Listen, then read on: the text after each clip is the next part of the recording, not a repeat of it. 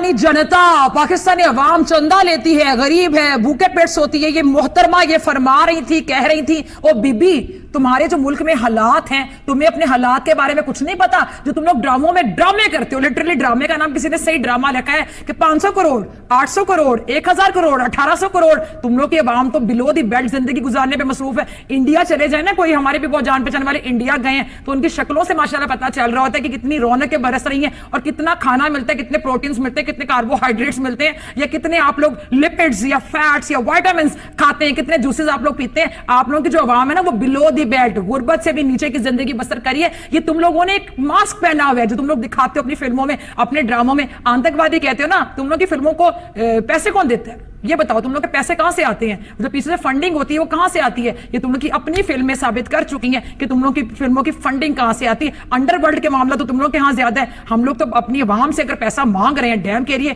तो हम किसी अंडरवर्ल्ड से तो पैसा नहीं मांग रहे डैम के लिए। तो बातें तुम लोग करते हो हमारे हवाले से। फिर अगली बात तुम लोगों ने की कि जी इंडिया में पाकिस्तान से बेहतर हालात है और पाकिस्तान का दिमाग काम करना बंद हो गया। बीबी हमारा दिमाग तो जागा ही अब है। मैं तो कहती हूँ अब हमारा दिमाग ज्यादा काम कर रहा है। जो हमने डैम के बारे में सोचा और तुम लोगों में खलबली मची, मैं तो कहती हूँ चीफ जस्टिस साहब दोबारा अब इसी तरह की आप बातें करें ताकि इन लोगों को और होश उड़े, ये लोग और परेशान हो, इन लोगों के पसीने और छूटे, इन लोगों को बुखार चढ़े, इन लोगों को टीबी तक होने के चांसेस हैं। मुझे तो लगता है इंडिया पूरा कैंसर में मुब्तला हो जाएगा जब पाकिस्तान की तरक्की इसी तरह देखेगा। इतनी हसद, इतनी जेलसी, पाकिस्तान से इतनी इनसिक्योरिटी, कम ऑन।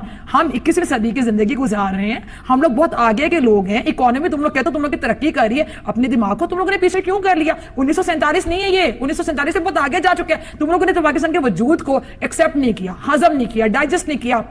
तो डेफिनेटली तुम लोग पाकिस्तान से बहुत ज्यादा हसद करते हो, जेलस होते हो, क्योंकि हमेशा दूसरे के बारे में बात वो करते हैं जिसके हवास पे दूसरा सवार होता है और वो आपको अपने से बेहतर लगता है। हमने कभी इंडिया के बारे में बात नहीं की। वी डैम केयर, हम बहुत बिजी हैं अपनी जिंदगी में। हमें जरूरत नहीं कि हम इंडिया के बारे में हमेशा बात करें, इंडिया में अपने एजेंट्स भेजें, इंडिया पे नजर रखें। फिर दूसरा तुमने कहा कि पाकिस्तान में जो जहादी लोग हैं वहां पे पाकिस्तान का पैसा जाता है, फंडिंग होती है। तो जरूर सुना होगा कि खिसियानी बिल्ली खंबा नोचे, लेकिन आज हम आपको बताते हैं कि जब जेब या खजाना खाली हो जाता है तो इंसान दिमागी दिवालियापन पर उतर आता है। और आजकल पाकिस्तान की मीडिया को देखकर कुछ ऐसे ही लग रहा था, लेकिन आज हम बोलेंगे और तुम सुनोगे। तौबा तौबा, आज ये क्या हो गया? तौबा तौबा, पाकिस्तान के खिलाफ भारत ने बड़ी कार्रवाई कर दी। तौबा तौबा, 12 मिराज विमानों ने पाक और पीओके में घुसकर जैश के ठिकानों को तबाह कर दिया। तौबा तौबा, 1000 किलोग्राम के बम गिरा दिए। तौबा तौबा, 300 से ज्यादा आतंकी ढेर कर दिए। तो जिस पाकिस्तान की पूरी इकोनॉमी गधों के भरोसे चलती हो वो हमें गुर्बत का ज्ञान झाड़ रहा था आजकल। और इनकी हालत को देखकर तो ऐसा लगता है कि पाकिस्तान में बच्चे भी गधे ही पैदा होते हैं और बड़े होकर गधों से ही उनकी रोजी रोटी चलती है। तो गुर्बत में कौन जी रहा था, चलिए आपकी गलतफहमी भी तोड़ देते हैं आज। और हाँ, पाकिस्तानी मीडिया जरा ये नखरे शक्रे दिखाने से पहले अपने लोगों से थोड़ी जानकारी तो मांग ली होती। आज हम बोलेंगे और तुम सुनोगे। कर्ज लेकर घी पीना, कोई तुमसे और तुम्हारे पाकिस्तान से पूछे। सिर से लेकर पांव तक कर्ज में डूबा है तुम्हारा पाकिस्तान। दिवालिया होने की कगार पर पहुंच गया है तुम्हारा पाकिस्तान। हर बार भिखारी की तरह कटोरा उठाया और चले गए अपने मुंह बोले पापा चीन के पास। वैसे तुम लोग चीन से जाकर कहते क्या होगे? पापा पापा हम मरने वाले हैं, खाने के लिए अनाज के दाने तक नहीं है, हमें कुछ दे दो ना। यही ना? तुमने ये तो देखा ही होगा पाकिस्तानी मीडिया की भूखे कुत्ते के आगे। और गलतफहमी दूर कर देती हूँ, तुम्हारे यहाँ का रुपया ना भारत के अठन्नी के बराबर है, प्लीज जाकर पढ़ लो। यानी तुम्हारे यहाँ का क्लास 2 ऑफिसर हमारे यहाँ के ऑटो वाले के बराबर भी नहीं कमाता। इन दिनों की मैं बात कर रही हूं, इन दिनों जो पाकिस्तानी मीडिया के तेवर थे ना, उसे हमारे यहाँ पे भौंकना कहते हैं, भौंकना। और पाकिस्तानी मीडिया, तुम्हें तो यह बाखूबी पता ही होगा कि जो कुत्ते काट नहीं सकते वो सिर्फ भौंक कर ही काम चलाते हैं। लेकिन हम वो शेर हैं जो कहते हैं वो करते हैं। देखा कैसे घुसकर मारा है। तौबा तौबा, नेस्तो नाबूद कर दिया है। तौबा तौबा। और इन दिनों वो कौन सा लफ्ज यूज किया था तुम लोगों ने? हमारे जिहादी तंजीम, वाह वाह, हमारे हाफिज सईद, बहुत खूब, बहुत बढ़िया। अरे अगर हिम्मत है तो दुनिया को बताओ ना। हम दुनिया के सामने यही तो कह रहे हैं, ये सारे जिहादी तंजीम तुम्हारे हैं। हाफिज सईद को तुमने पाला है। हिम्मत है तो बताओ दुनिया को, ताकि दुनिया भी देखे तुम्हारे जिहादी तंजीम की हकीकत, दुनिया देखे तुम्हारे हाफिज चाचा की हकीकत। और तुम्हारी हकीकत, लेकिन दुनिया के सामने तो तुम्हारी गिग्गी बंद हो जाती है। और पाकिस्तानी मीडिया ने इन दिनों भारतीय फिल्मों पर भी सवाल उठाए, मतलब कोई मौका नहीं छोड़ा कि जिस जैसे भी हो बस हिंदुस्तान का मजाक उड़ा रहे हैं। अरे बरखुरदारों, हमारी इंडस्ट्री ने अगर काम देना बंद कर दिया ना तो भूखे मर जाएंगे पाकिस्तानी कलाकार। याद है ना अदनान सामी, तुम्हारे देश को लात मारकर हमारे देश में आकर बस गए। आतिफ असलम, फवाद खान, हुमैमा मलिक, इमरान अब्बास, मावरा हुसैन, माहिरा खान, अली जफर, मीका जुल्फिकार, वीना मलिक, अर्शी खान, सारा लोरेन और न जाने ऐसे कितने नाम। सबा कमर तो आपको याद ही होंगी, कैसे पाकिस्तान की कलई खोली थी सबा ने। साफ कहा था कि हमें शर्मिंदगी उठानी पड़ती है पाकिस्तानी होने पर।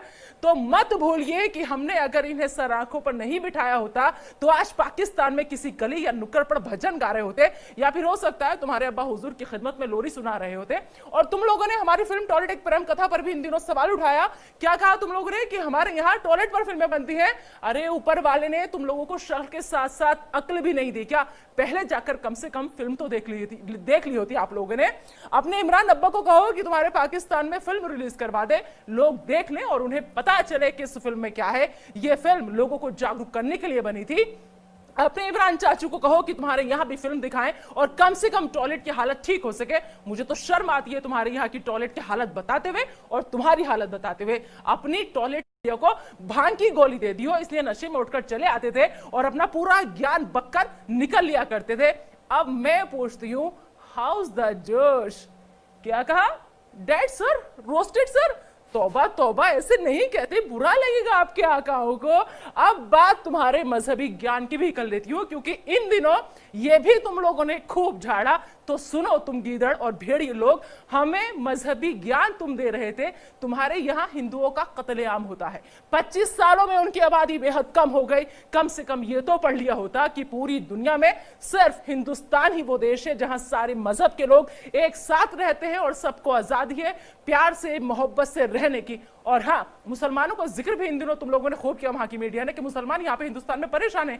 अरे किस मुसलमान की बात कर रहे हो आप लोग? मैं भी एक मुसलमान हूं और मुझे फक्र है, गर्व है अपने हिंदुस्तानी होने पर। और उस अल्लाह का लाख लाख शुक्रिया अदा करती हूं कि उसने मुझे हिंदुस्तान की सरजमी पर पैदा किया है। तो सुन लो पाकिस्तान और सुन लो पाकिस्तान की मीडिया, सुन लो तुम गीदड़ और भेड़िए लोग, हिंदुस्तान शेर है, शेर था, शेर है और शेर रहेगा। और ये हम क्यों कह रहे हैं, इसका सबूत आज तुम्हें मिल गया है।